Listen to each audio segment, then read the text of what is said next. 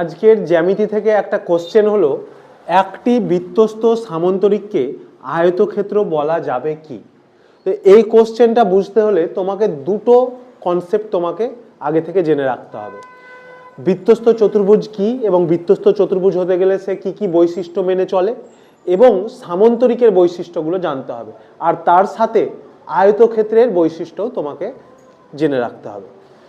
তাহলে দেখো এখানে এই যে আমরা এই ছবিটা এঁকেছি, এবিসিডি যে সামান্তরিক, এটা আমি একটা নিয়ে নিচ্ছি, এবিসিডিটাকে একটা সামান্তরিক হিসাবে ধরছি। তাহলে সামান্তরিক হতে গেলে প্রথম যেটা বৈশিষ্ট্য মেনে চলবে, সে তার বিপরীত কোণের মানটা সমান হবে, অর্থাৎ এ কোণ সমান সি কোণ এবং বি কোণ সমান হবে ডি কোণ। আর যদি কোনো একটা চতুর্ভুজ, সে সামান্তরিক হোক আয়তক্ষেত্র হোক, সে যদি বৃত্তস্থ চতুর্ভুজ হয়, তাহলে তাদের বিপরীত কোণের যোগফল হবে 180 ডিগ্রি। এটা আমি আগের ভিডিওতে ডিটেলসে বুঝিয়েছি। তাহলে A plus C is equal to হবে 180 ডিগ্রি।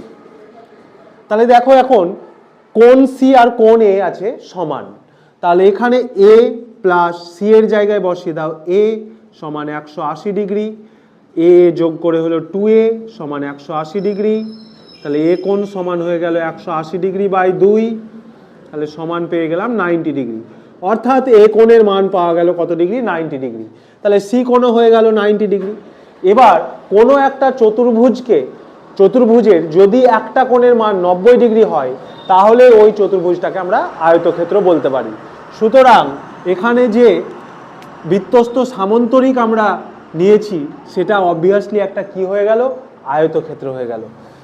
তোমরা আয়তক্ষেত্রের যে কটা বৈশিষ্ট্য জানো সেটা কমেন্ট বক্সে কমেন্ট করে জানাও।